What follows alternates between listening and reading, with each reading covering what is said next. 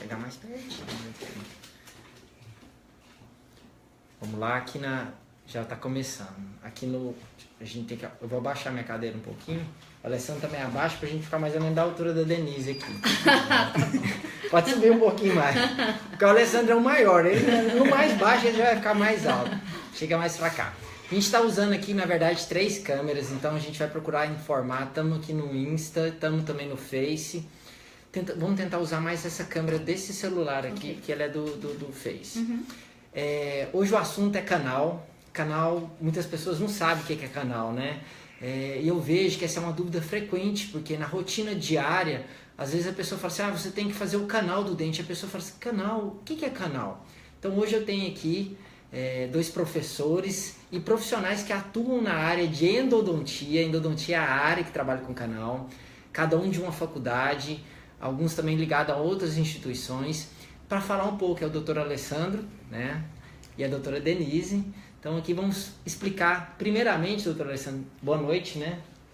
Boa noite a todos, obrigado, Henrique, pela acolhida, pelo convite.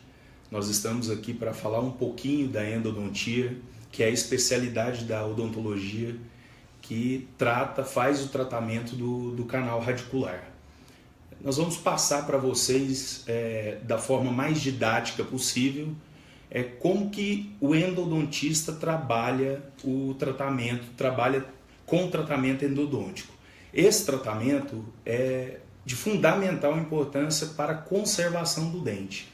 É através do tratamento endodôntico que a gente trata as inflamações e as infecções endodônticas. Esse tratamento de canal, como é que ele é feito? O que você pode falar para as pessoas, porque elas não entendem nada, né? Elas falam assim, o que é o canal do dente? Sim. Né? Boa noite a todos. Henrique, parabéns. Eu não posso perder a oportunidade de parabenizar essa iniciativa sua de esclarecer as pessoas sobre os diversos tratamentos, né? E hoje o canal. Então, como o professor Alessandro falou, o canal, ele visa... na verdade, o canal, né, o famoso canal, ele é um espaço dentro do dente que é preenchido originalmente por um tecido sadio. Esse tecido é um tecido conjuntivo, né, que é o famoso, né, comumente conhecido como nervinho do dente, que é o que dói muito às vezes, né, e nem sempre dói, mesmo estando com problema. Isso é importante que todos saibam. Às vezes as infecções são achados que só são descobertos numa consulta com o seu dentista. Então é importante essa pesquisa e essa consulta. Então esse espaço é preenchido por esse tecido e o famoso nervinho. E esse tecido, às vezes, ele se encontra inflamado por diferentes motivos. Principalmente, a principal causa é a cárie, mas isso pode acontecer por traumatismo, por contato prematuro, que é um desajuste oclusal, e por outros motivos. Então, quando esse tecido se inflama e, por conseguinte, né, se infecciona, ou mesmo não, sem estar infeccionado, ele pode estar inflamado irreversivelmente, ele tem que ser removido aqui de dentro desse espaço, dentro do dente, né? Esse espaço tem que ser sanificado, tem que ser limpo, da forma mais correta possível, mais criteriosa possível, né? O professor Alessandro vai falar disso também. Sim. E depois esse espaço é normalmente ocupado por um material que a gente chama de biocompatível, que é compatível com o seu organismo. Pegando uma deixa aqui, uma vez eu li, não sei se vocês vão confirmar, que a segunda dor mais aguda do corpo humano é a inflamação, a pulpite, né? Isso. Que é uma dor insuportável. Então eu gosto de dizer sempre o seguinte: o tratamento preventivo de você ir ao dentista tenta evitar isso, mas como também a doutora Denise mencionou, muitas vezes você está com um problema no canal do seu dente e não teve dor. Não quer dizer que você não teve dor, que não tem que muitas vezes tratar o canal. Eu quero até elogiar essa área da endodontia, porque a endo são os profissionais que tentam preservar o dente. Exatamente. Então, quando qualquer dentista encaminhar você para um endodontista, ele está querendo manter o seu dente. Eu escuto muita expressão que quanto mais endodontista você for, menos implantodontista, né, você é, né?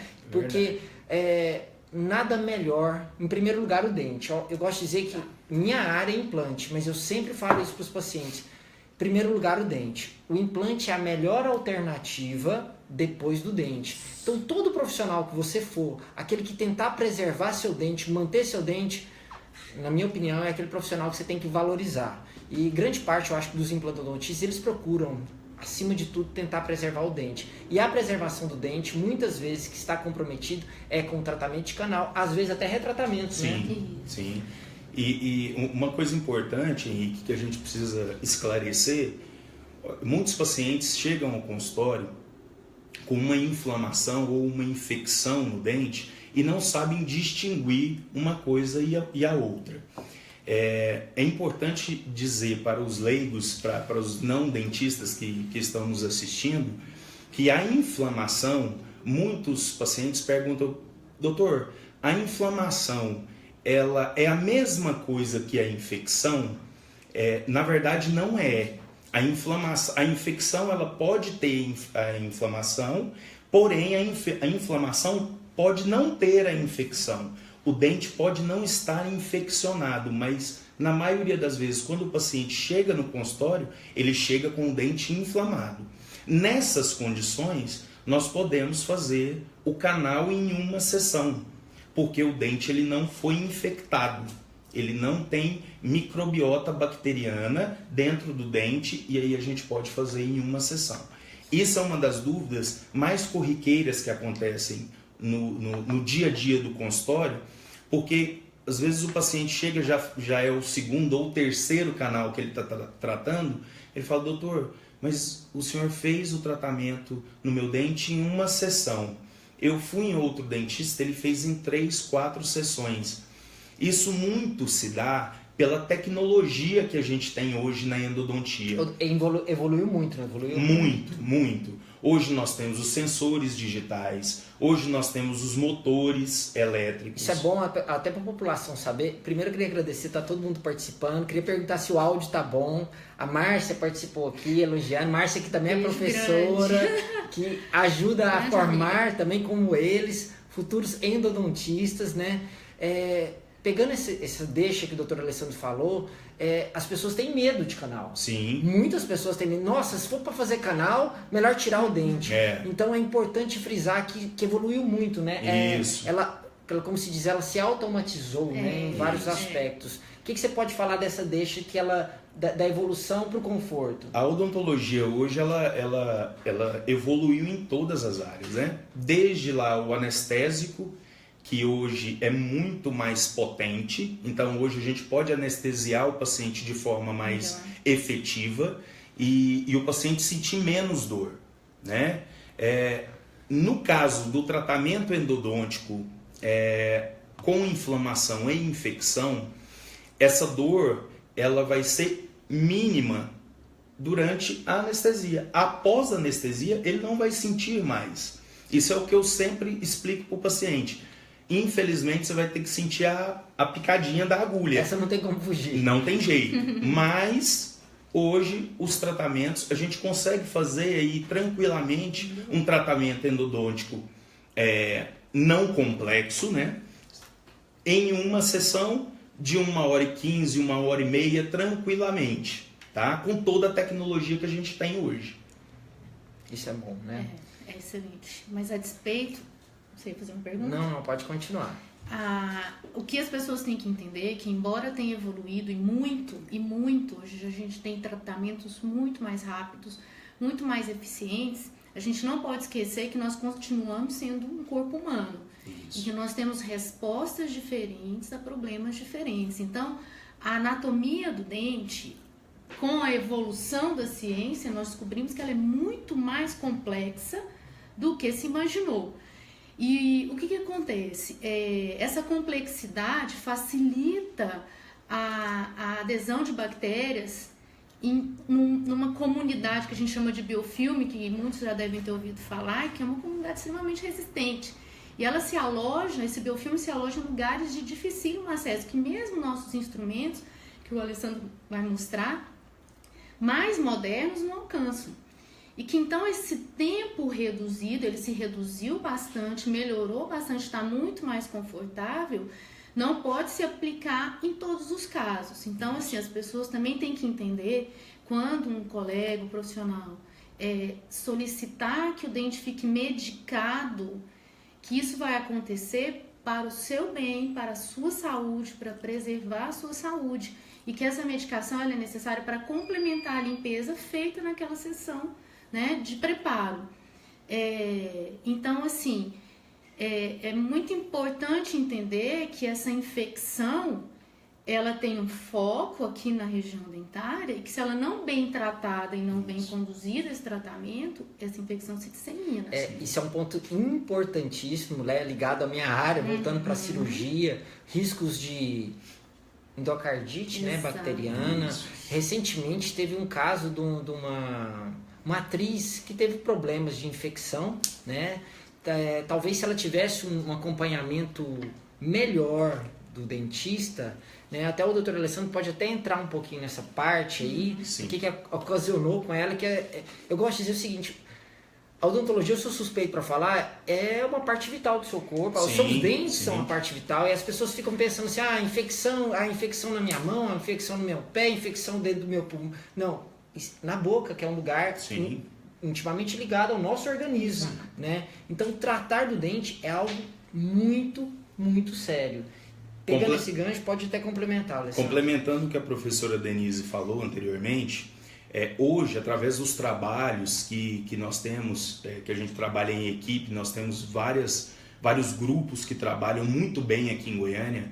Hoje, nós temos uma equipe de endodontia de todos os professores, eu estou falando de todos, de altíssimo nível em Goiânia, pesquisadores de verdade, que publicam nas maiores revistas do mundo.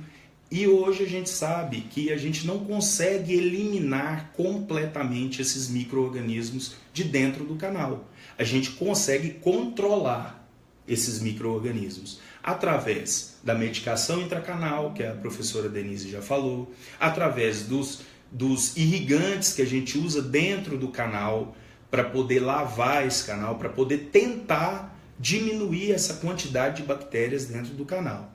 E aí o que acontece quando se faz um tratamento em sessão única, em que esse dente esteja infectado? Pode acontecer uma septicemia. Se o paciente, por exemplo, estiver com o sistema imunológico deprimido, ele tiver uma diabetes, ou tiver uma doença sistêmica, ele for um HIV positivo ou um tuberculoso, esse paciente ele corre o risco de ir a óbito, porque ele não tem o sistema imunológico para protegê-lo.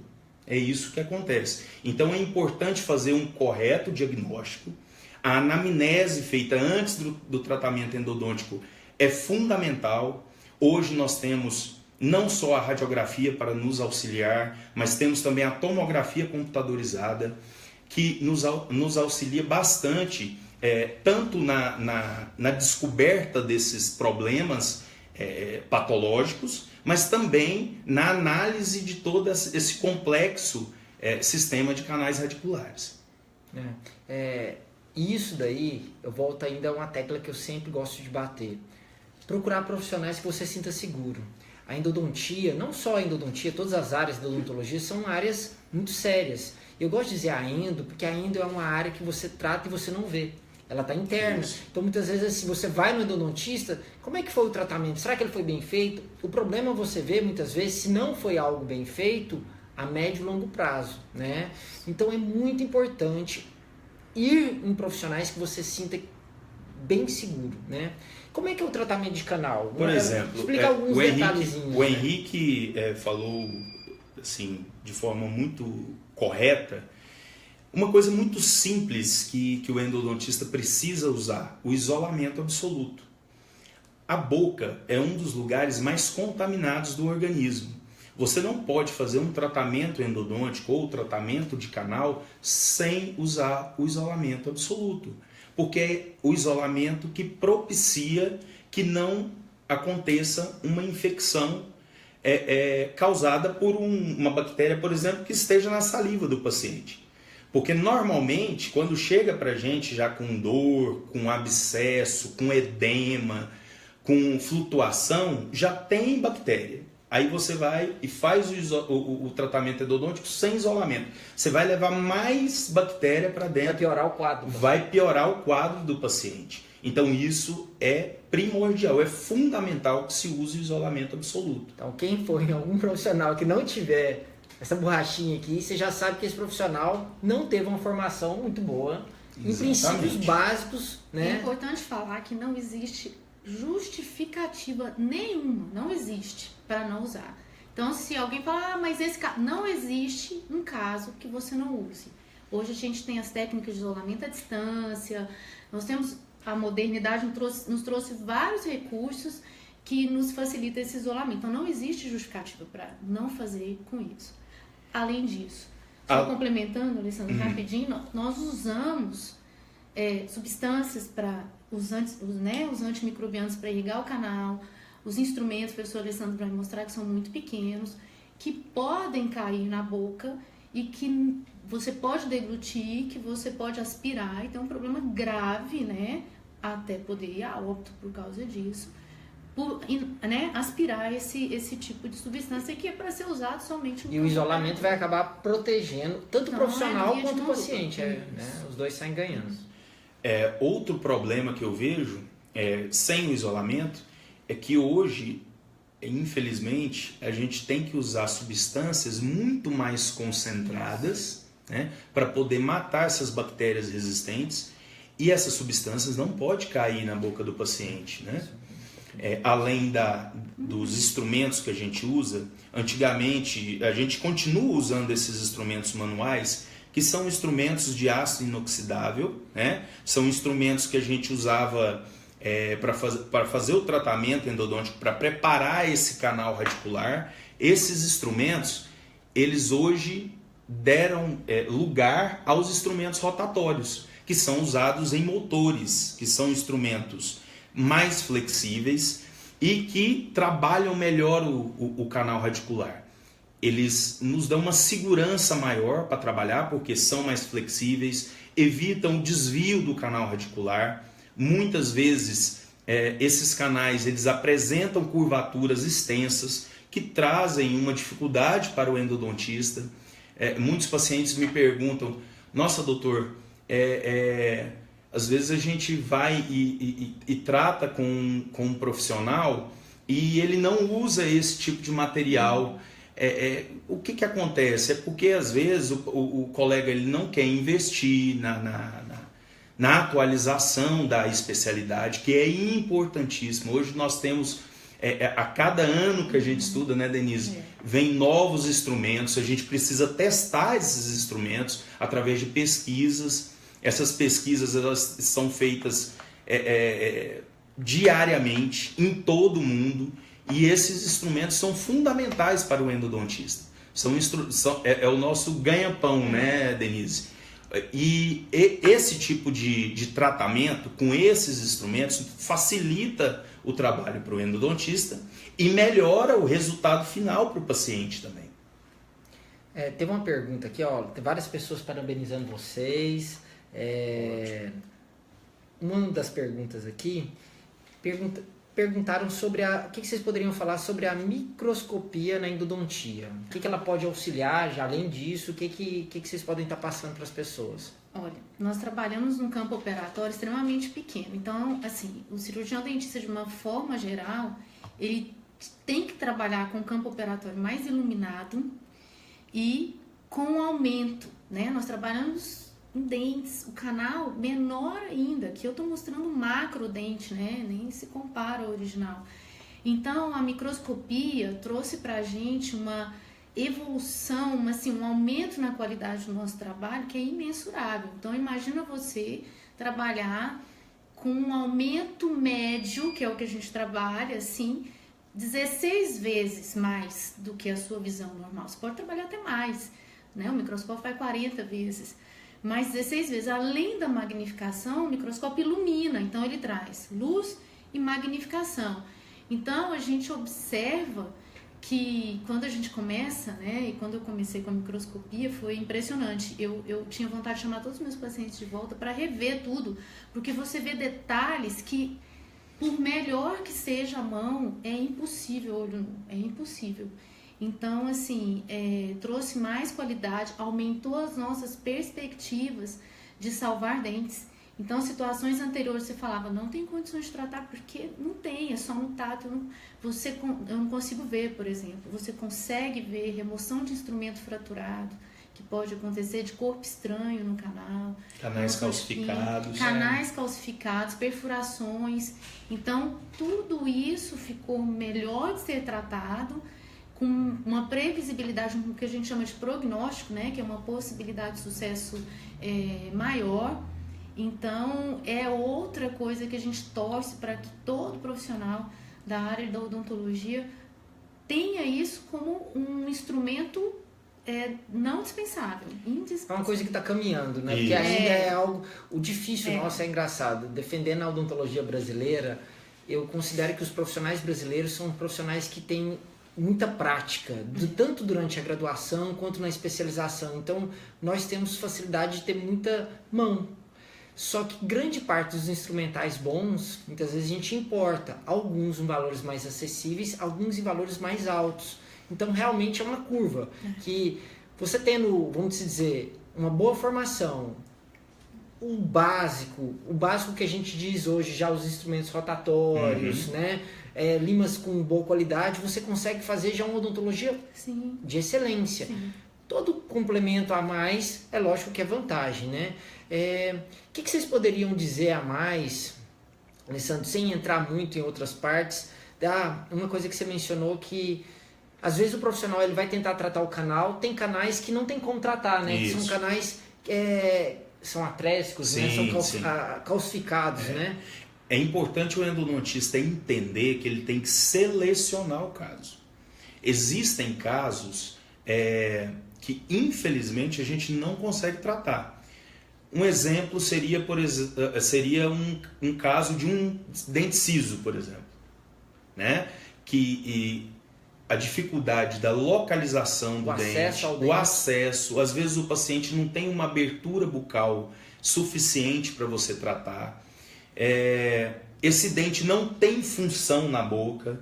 Então, há alguns casos que o endodontista tem que selecionar realmente. Por isso a importância da anamnese, por isso a importância do endodontista também ter conhecimento de outras áreas, por exemplo, a reabilitação.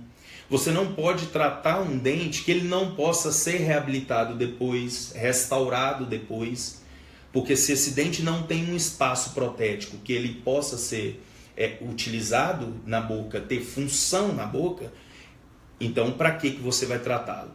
Então aí você indica esse dente, a extração.